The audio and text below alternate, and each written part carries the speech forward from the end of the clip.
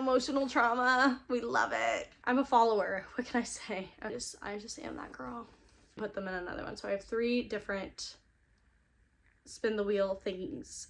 Hi guys. Hello. Welcome if you're back. Welcome if you're new. I am Courtney and we're going to talk about some books today. Grab your blanket, grab your coffee or drink of choice, and let's chit chat about some books. Today, I'm going to talk about my January TBR and my December wrap, which includes 1 book.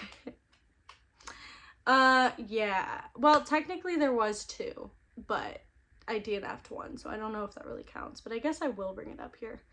But that is what we're going to talk about. So first getting into it, I have Merry Christmas, You Filthy Animal by Megan Quinn.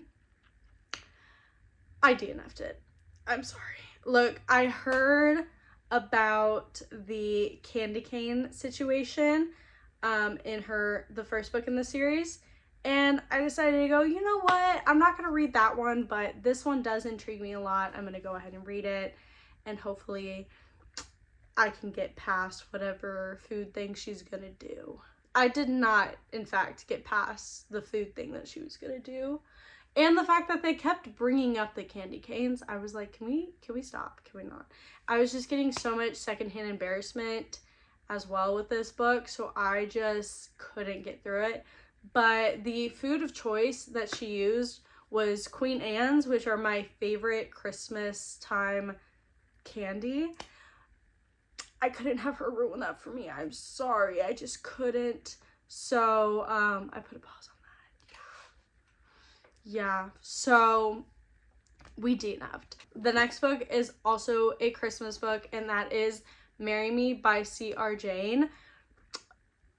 I love this book. I absolutely loved every single part of this book. I don't think there was a single part where I was wanting to skip ahead. Her Mimo, I think is the name, was absolutely hilarious, and I loved her in all the scenes. The internal monologue, Natalie, was so hilarious, so relatable. I absolutely enjoyed it. The Christmas language and environment and like everything just intertwined. It was so good. I just felt so Christmassy, but also not overflowing with Christmas. It still felt like a romance book that could stand on its own, not just with the holiday, if that makes sense. And then our our MMC, our male main character, Easton. I forgot his name for a second, but Easton Maddox. Oh, the yearning for her in this, the absolute yearning, the understanding of her. This man just wants the best for her and cares about no one else. And I ate up every piece of that. I mean, the instantly in falling in love with her and being like, and saying what he said. Crazy. Loved it. Oh, the flashbacks. He's just such a fucking sweetheart. And the flashbacks match up to how he currently is. And I just loved it. Definitely a book boyfriend for the list. I gave this 4.5 stars. Even for a holiday book. This book was just perfect vibes and I was enjoying it.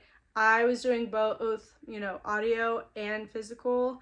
I read this a lot on our road trip and I really, really enjoyed it. So I definitely recommend.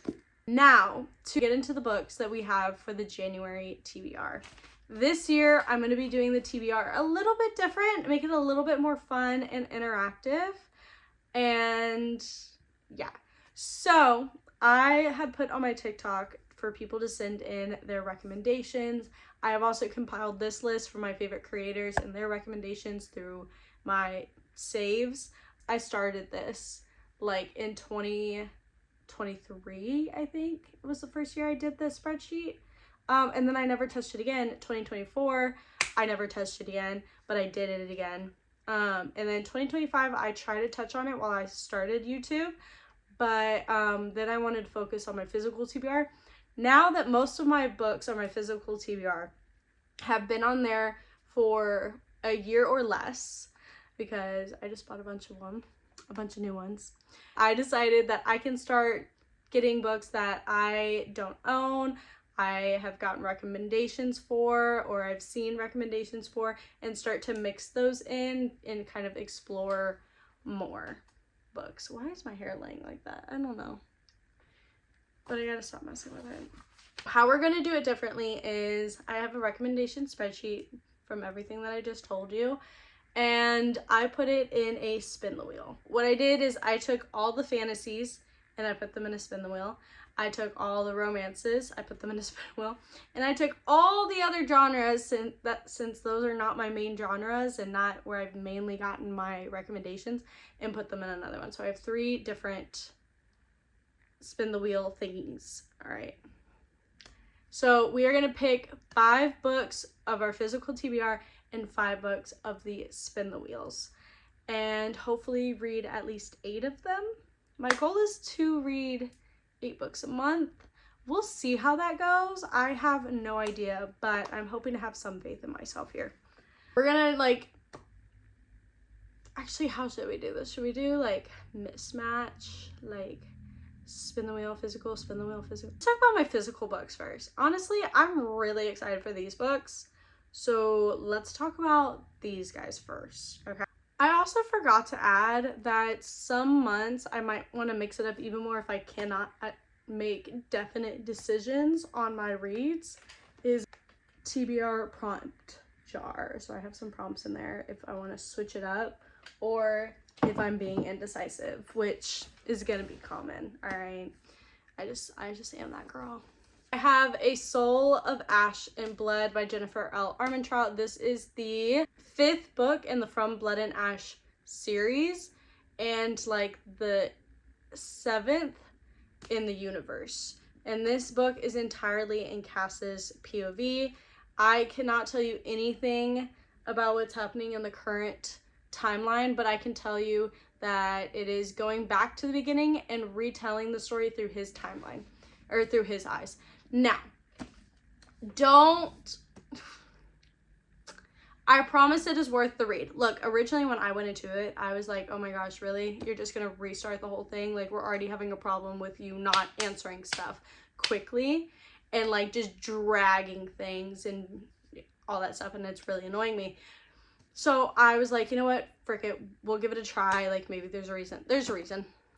There is a reason. But there's also this could have been a summary. This could have been a novella. Genuinely could have been a novella. Instead, you made a 600-page book. I'm kind of getting into that thing with From Blood and Ash where I'm I don't know if I want to continue the series, but I feel like I need to since I bought the rest of the series. So we're kind of stuck in that situation. But it's kind of dragging right now, and I'm not enjoying that. I would like some more questions being answered, and that's just not what we're getting right now, and yeah. But I'm going to continue the series, so we'll see how that ends up going. Next, we're going to just touch on this one really quick. It's January, everyone's new year, new me. I'm a follower, what can I say, okay? Atomic Habits by James Clear. We're gonna get into this book. Building better habits. I did have really good habits back in 2023 and 2024. I fell off in 2025. A lot of reasons why. I'm not gonna get into them. Let's hope this book gets us back on track, as well as the medical stuff getting dealt with. That's a different story. Yeah, just building new habits, breaking new ones, or ending new. Yeah, building new habits and breaking old ones. There we go. This is going to be the last month that I try to get this book done, because I might just do a summary video on this, watch one, because I don't know if I want to read this. I genuinely don't, and I don't want to spend time reading books that I'm not enjoying, because that's going to put somebody in a reading slump. So, and we've been on the verge of a reading slump for a second, so we're trying to avoid that. But I want to give this book a try so bad, and that is A Queen of Air and Darkness. Something happens at the end of Lord of Shadows. That was very heartbreaking. And it should be dragging. It should drag on into the next book. But I don't know if I can handle the dragging of it. I can handle the other stuff. Just that? No, I don't think so. And then, like, them going back. Oh my god. It's just kind of infuriating. It's basically like all the progress we made was completely uprooted and destroyed. And I'm like, for what reason? But we're gonna try. I promise I'm gonna try. The next book in our TBR is A Fire in the Flesh. This is the third book in the prequel series from Blood and Ash, so same author, Jennifer L. Armentrout. I do really like the prequel a lot, but the second book, I just felt like I made the mistake of not sitting down and reading it for long periods of times. I really think she is the type of author that you have to sit down with her books for a long period. This might just be how I feel, but I feel like that's how I'm going to get the most out of her books. So my goal is to do that with A Fire in the Flesh, because I think I kind of missed out in A Light in the Flame because of that. Right now I'm like, I'll read a little bit and then I'll stop and I'm like, oh my gosh, can she just answer this freaking question? And then just read little bits, so I'm like dragging out my own frustration. I don't know. I think it's partly my fault, to be honest. It's great for me.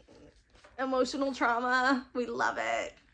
Okay, this is continuing a series that I'm in the middle of. It's kind of like my breaking up the fantasy book series. This is the 7th book in Dark Olympian. That's the 6th book in Dark Olympian series by Katie Roberts, and that is Midnight Ruin.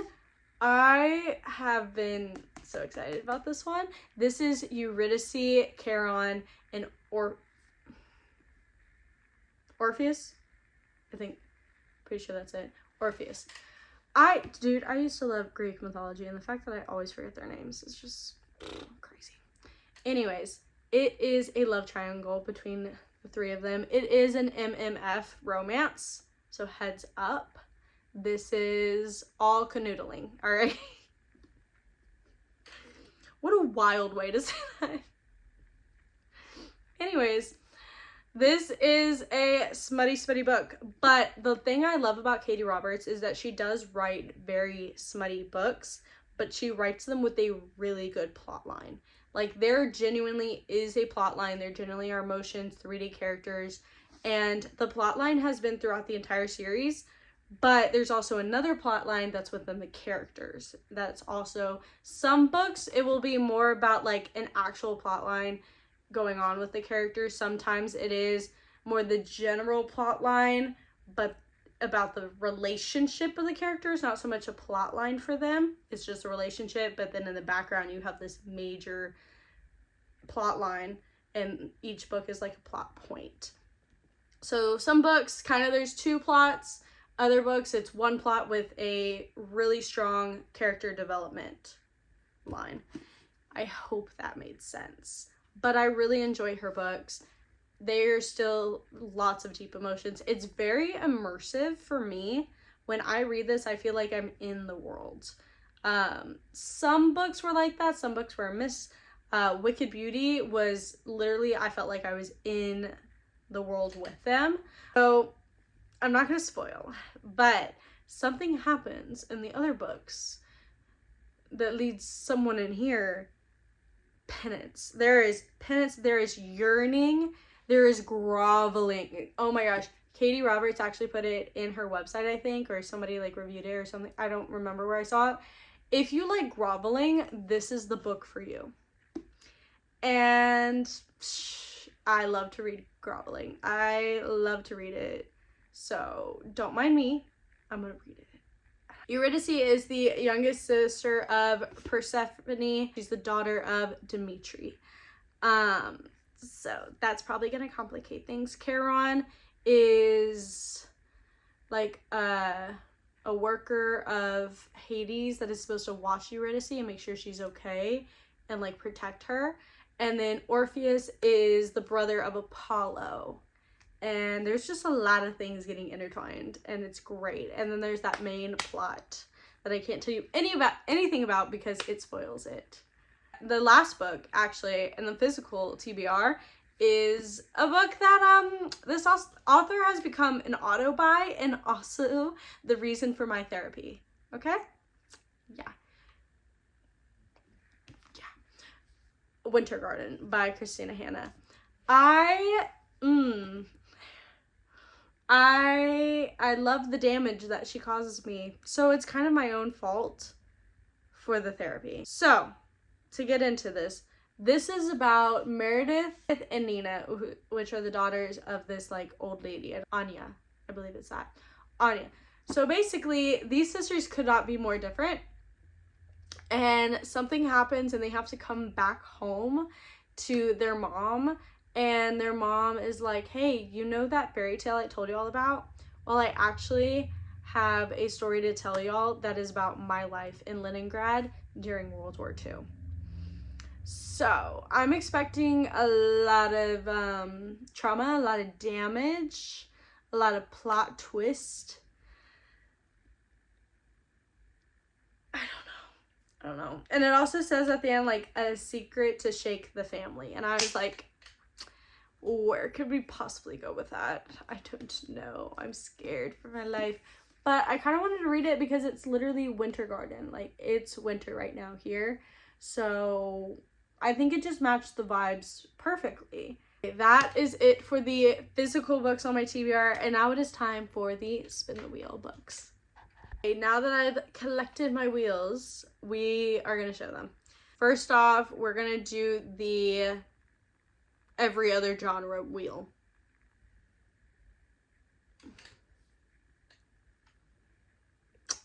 Okay.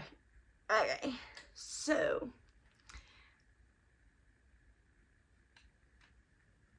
one second. We're back. So, I looked it up. It is called Such a Fun Age. This is by Kelly Reid. Yes. It is a debut novel from 2019. I'm rambling. So we have a black babysitter, Emery, accused of kidnapping a white baby who she's obviously babysitting for. And someone makes a video of it, and then the mom of the child who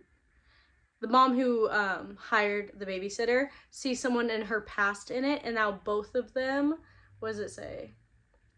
Both of them are trying to like figure things out and like all that shit, and it seems very complicated, and I think I'm gonna really enjoy it. Sorry.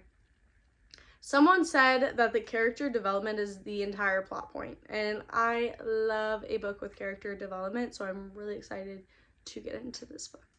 Now, the next book that we're going to read is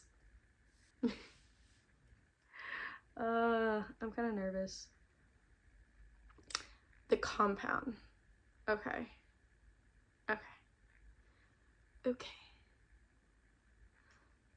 Let's see. So The Compound is by Aisling Raleigh, something like that. And it seems very Love Island-esque. It's a remote island that they have to do challenges to win luxuries and basic necessities. And love blooms and there's betrayal. And that's really what I'm getting from this. The line between gameplay to survival blurs. Oh, and she is a debut author from last year, 2025, which is crazy to say last year, but I feel like everyone says that. Really interested in this one. I do like Love Island. It's a new thing, okay? We're both surprised here. But yes. So I'm kind of interested to see how I'm going to enjoy this book. And I chose to do another general books, like the multi-genre. So let's spin the wheel on that. All right.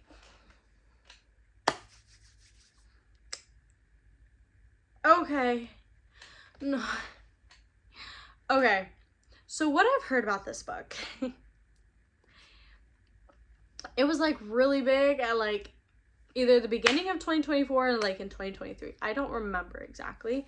But from what I heard about this, a lot of people are like heartbroken after this.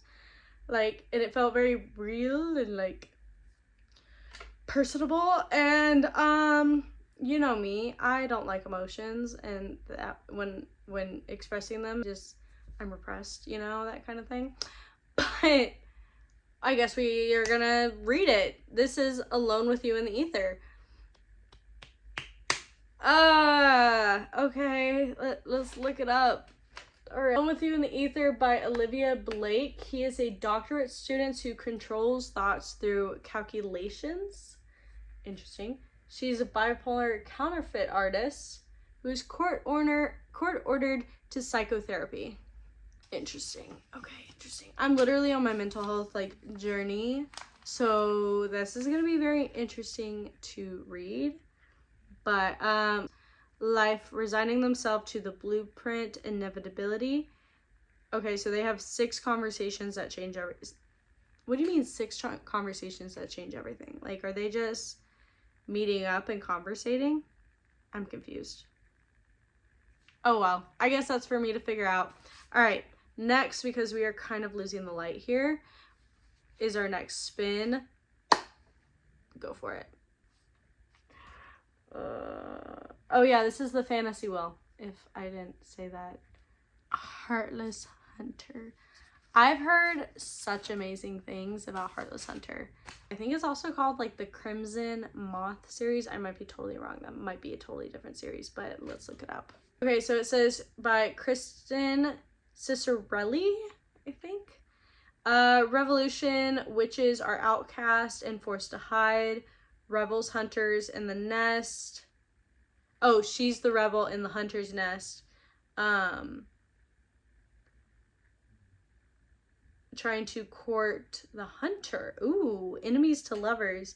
And he courts her back. Ooh. You know what this is kind of giving? It's kind of giving Serpent and Dove series, which I actually, funny enough, have right down there. But it's kind of giving that because it's a witch hunter and a witch stuck in holy matrimony. So it's a little different because there's a forced marriage trope. But enemies to lovers, you gotta love that. And this is gonna be like a true enemies to lovers, not an annoyance to lovers, hatred to lovers, that kind of stuff. Or misunderstanding to lovers. Like, genuinely, some of them are just like misunderstandings, you know? I'm actually super, super excited for this one. I really think it's gonna be right up my alley. So hopefully I'm right and I enjoy this. Okay, last but definitely not least is going to be a romance book on the spin the wheel. So let's go. Okay. Dun, dun, dun, dun, dun, dun, dun, dun. Mr. Wrong Number. Okay, I don't remember much about that. Okay. I don't know, I guess we're gonna have to look it up. So I looked it up. It's by Lynn Painter, which I had just read Better Than the Movies a couple months ago by her, and I did enjoy it. I think I'm gonna prefer her as an audiobook author for me personally, but I don't know, so I guess we will see. But what it says is steamy messages to Anonymous turns into a relationship, but they turn into roommates, or they are roommates, or they become roommates for a reason. Oh, and it's best friend's sister. Okay, best friend's sister. I don't know why, but I do like best friend sister. I have no idea. I like best friends like brother, best friend sister. I think those are kind of entertaining.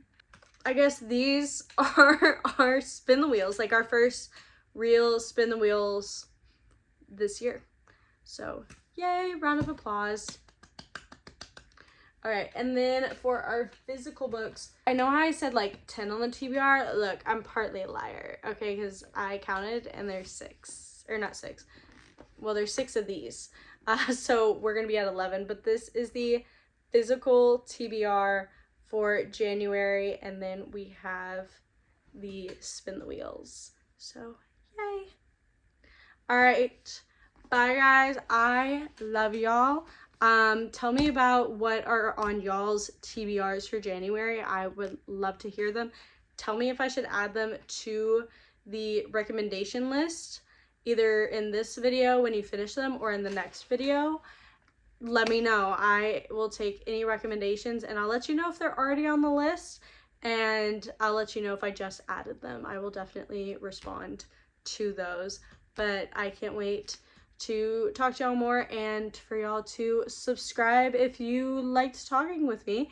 And I'm gonna sign off. So I love y'all guys. Bye. Cozy up with a book and have a great day. Bye.